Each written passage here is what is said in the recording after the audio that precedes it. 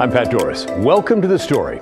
You know, we focused a lot on the city of Portland this week. I pointed out so that you know that we know that you know that we're doing it. We do try to move our emphasis on big stories around Southwest Washington and other parts of Oregon. But recently, some of the biggest stories on some of the biggest problems have been right here, where most of the people live, in Portland. Now, earlier this week, Oregon Governor Tina Kotek gathered a task force of 40 people to focus on the problems of downtown Portland. Their mission is to find solutions for the problems and then take action quickly. One of the very first actions they took, well, they excluded reporters from their meetings so that they could talk freely, they said. Okay.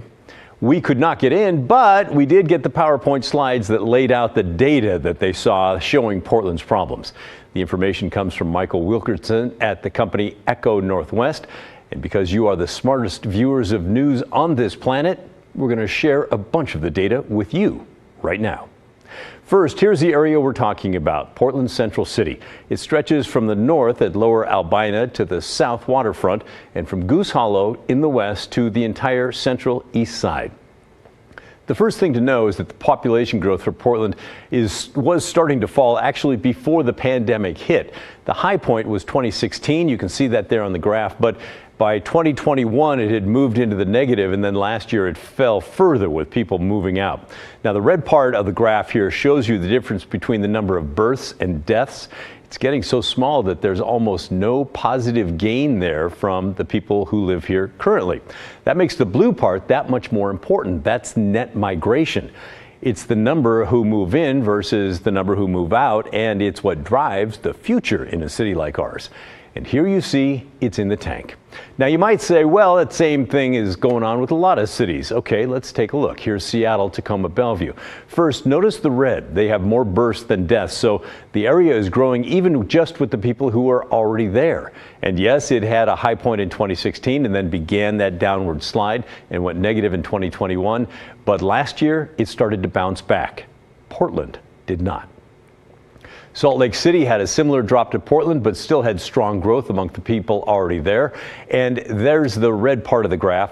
Other cities similar in size to Portland did much better. They include Austin, Indianapolis, and Nashville. When looking at just population loss from 2020 to 2021, Portland tied for being in the top 5 amongst losers in the nation. Top 5, not a place you want to be.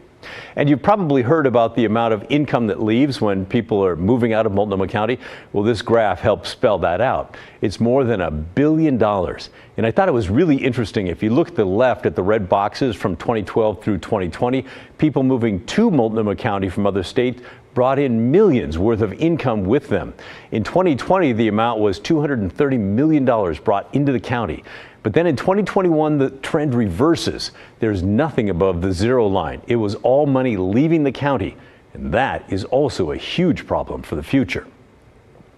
And one last graph to show you, it's the gap between the income of people leaving and the people arriving in Multnomah County. That middle gold line is people leaving. The light colored line below it is people arriving.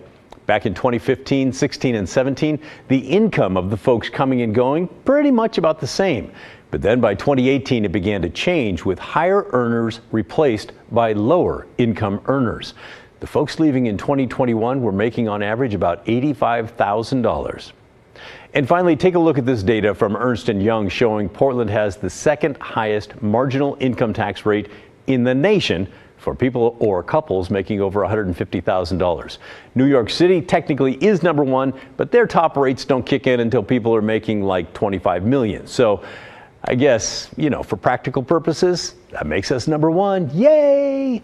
You don't want to be number 1. It's another reason that people are moving out if they make a decent amount of money. Okay, that is a lot of data, basically hammering home the point that people who make good incomes started leaving Portland and Multnomah County a while ago, and then it really turbocharged in 2021. Not sure about last year, but I'm willing to bet the trend continued. Ready for a little bit more data?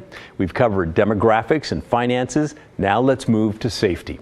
One of the big issues with downtown coming back is crime. Here's a look at crime in a variety of neighborhoods most covered by the task force.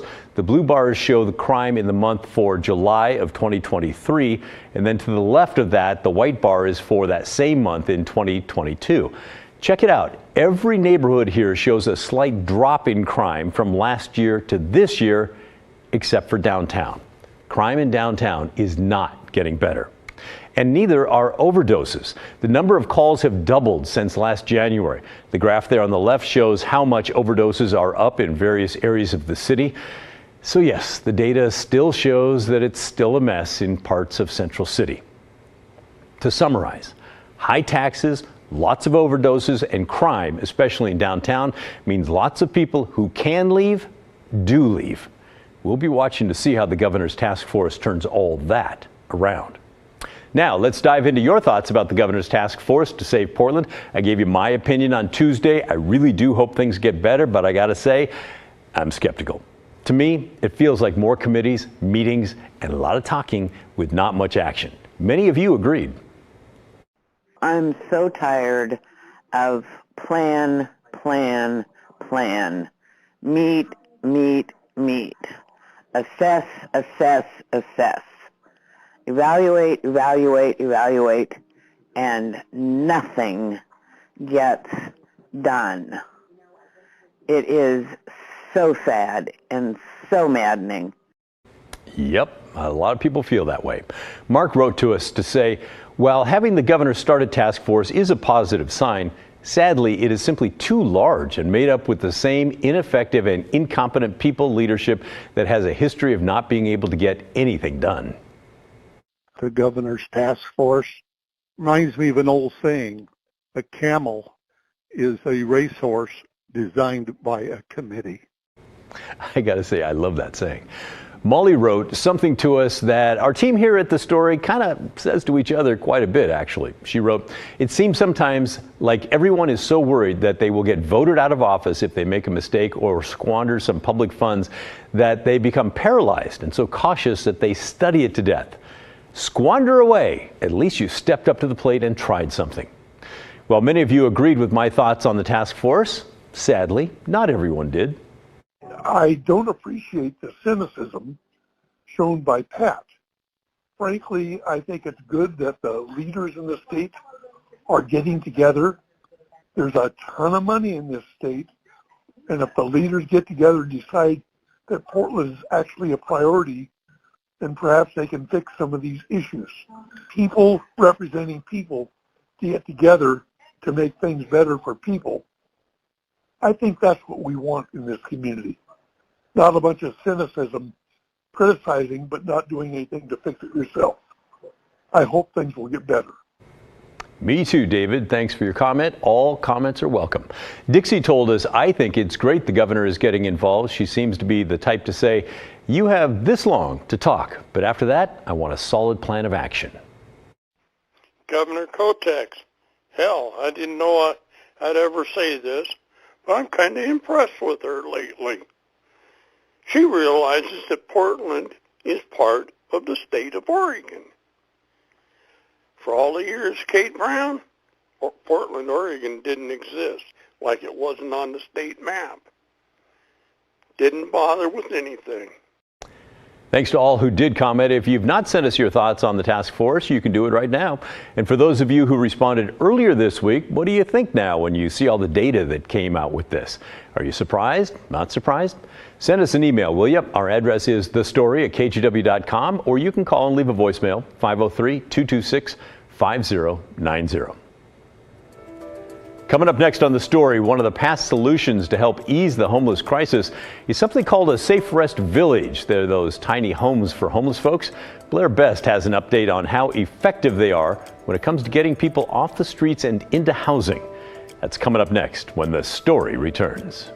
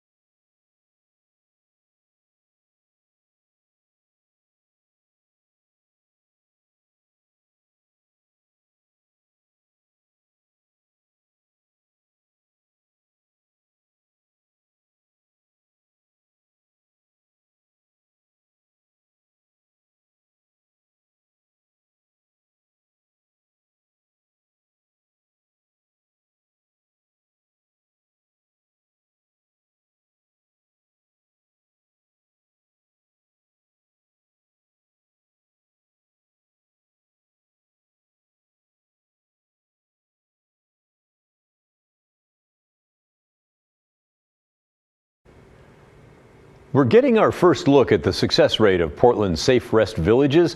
Over the past year or so, around half of people who've left a Safe Rest Village left to go live in some type of housing. That's great, but 1 in 5 who recently left a Safe Rest Village ended up back on the street. We're told addiction is a big reason why. Blair Best has our story. It's been 2 years since Portland opened its first Safe Rest Village, low-barrier tiny homes for homeless people. And after several delays, there are now a total of 7, reaching nearly every corner of the city. So me going indoors is a really big thing for me. After more than a decade outside, I'm 39, but I've been a hitchhiker for 16 years. Tara Rogers now lives at Southeast 122nd in Burnside in the Menlo Park Safe Rest Village. She says the village covers her basic needs and then some. Coffee in the morning is amazing. Yeah, every morning, coffee. Yeah, that's my favorite. And she's now on her way to permanent housing. Somebody's actually listening. Somebody's actually doing my paperwork and putting it in. At all times, essentially, there are 49 villagers living here. Matthew Macaro is with Cultivate Initiatives, the group running the Menlo Park site. The trauma of being on the streets and of houselessness and the many barriers that exist for people who are out there make it that it's not just an overnight fix. Newly released data shows just that. From July 1st of 2022 to June 30th of this year, 345 people stayed in a Safe Rest Village. Out of that, 143 people left. 70 of them went into temporary or permanent housing. 30 went back into homeless situations. 10 went into jail or other institutions. And there's no data for 33 people. They either didn't complete an exit interview or they died. What it helps us do is look at sort of long-term track records. Brian Aptekar, who works on the city's Safe Rest Village team, admits that this data is a work in progress. We've bundled the data in categories that make sense to us, but I realize we've maybe bundled too much, temporary versus permanent housing. There's also ongoing concerns about site rules when it comes to drug use. People are not required to pass a drug test or be off of substances to come into the village, but there is no possession or use allowed on site. But turns out that isn't always the case. I was in a tiny home, but it wasn't a good place, put it that way. Everywhere you go, fentanyl. Steve currently sleeps in a tent, but says he stayed at the Menlo Park site. You walk through the village and that's all you can smell. Yeah, there has been drug use inside of the village, which are the sort of things that have historically led to exits from the Safe Rest Village. But for people like Tara, methamphetamines and fentanyl. Yeah, that was a hard kick. the village helped her get clean. Just being able to lock myself down in a room where it's AC, my dog's okay, and I don't have anybody knocking on my door going, hey, you know. It's the person's mentality is what needs to change. Blair Best, KGW News.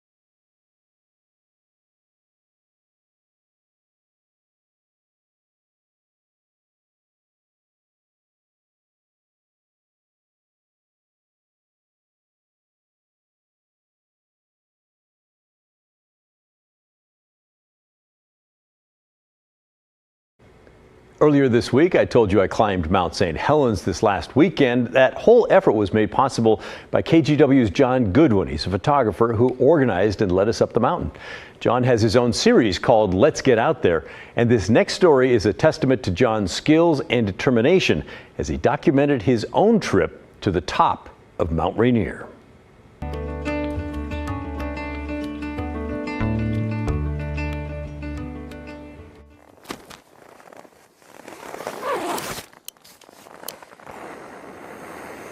I feel good. I slept. That's a shock. This type of climb is that sort of next level.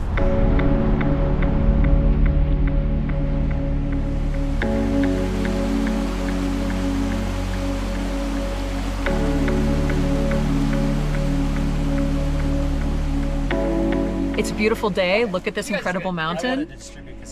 It's just right there. Incredible mountains are anchored throughout the Pacific Northwest.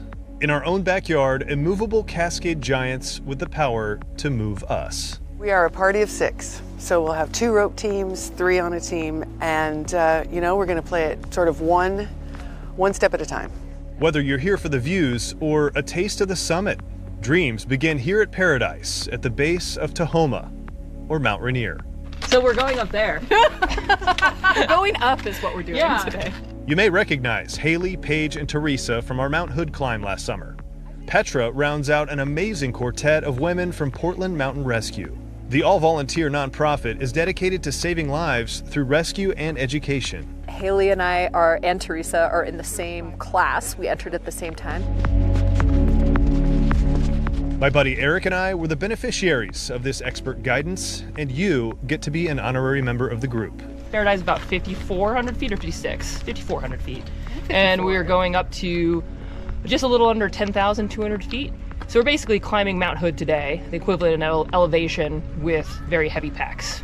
And then after that, we're gonna wake up sometime late this evening after a few hour nap, and then we're gonna go all the way up to 14,400 feet. So it's climbing 2 big mountains on top of each other in one day.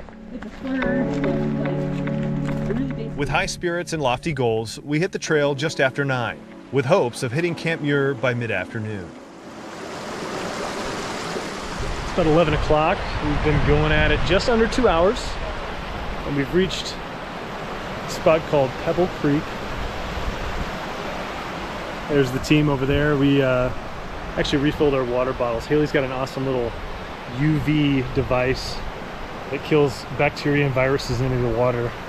So we're able to scoop some fresh glacial melt into our bottles. We are getting closer. We're feeling good.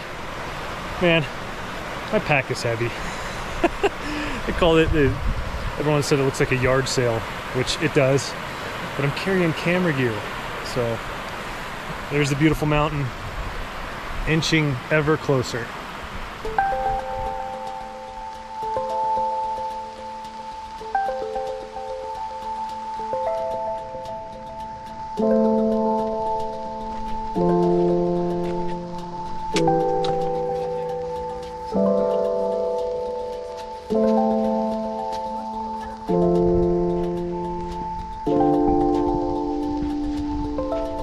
All right, it's about 1:30. Haley, say hey back there. Hi. We're in the Muir snowfield, and it's a never-ending slog up to Camp Muir, which is over this next hill. We've seen it from a distance, but the slog continues.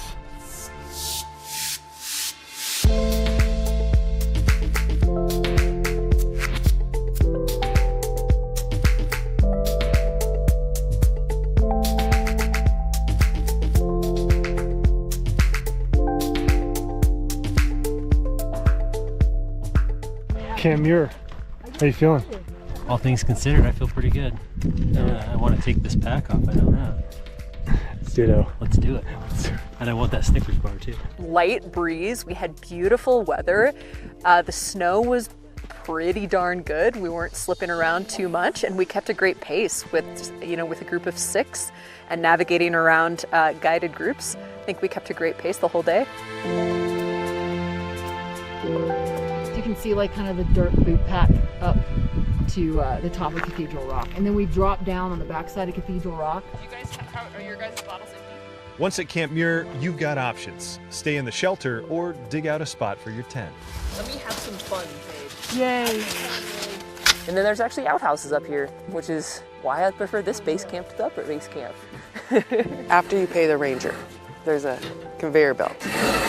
That to be explained later. I go in there very quickly and then never studied it. Yeah, you really don't want to spend too much time in there anyway. Better to focus on acclimating to the altitude so you don't feel like, well... We hope to be in our tents by 3 or 4 so we can get up at 10 to start climbing at 11.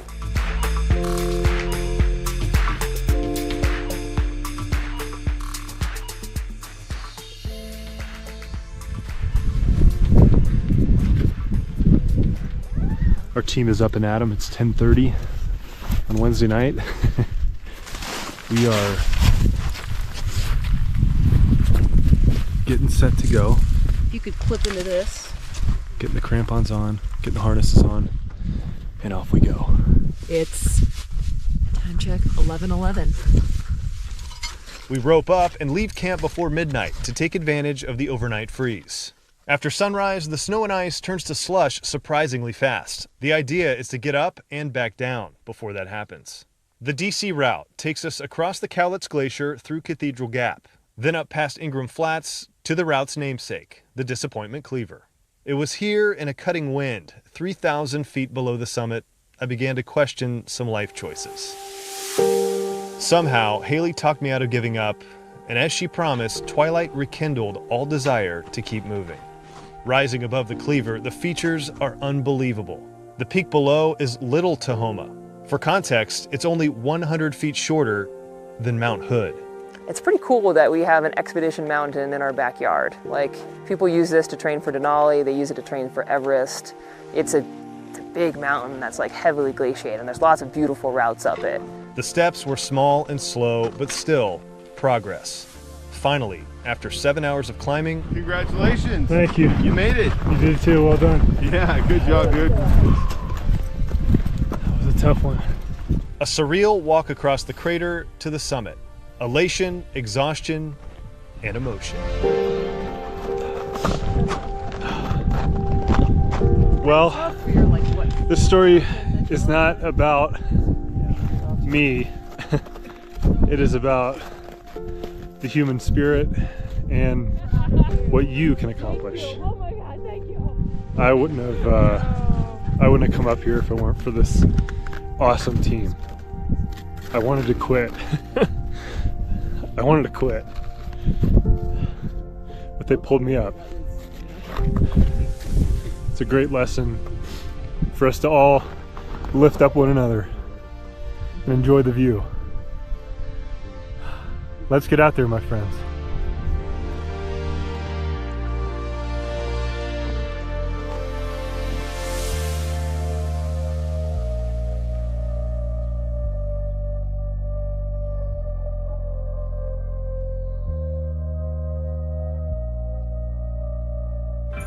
Well done. What a great adventure. Hey, that's the end of our show. Thanks for watching. And remember the story, our collective story, that never ends. The good stuff's coming your way next. I'll see you right back here tomorrow at 6:30.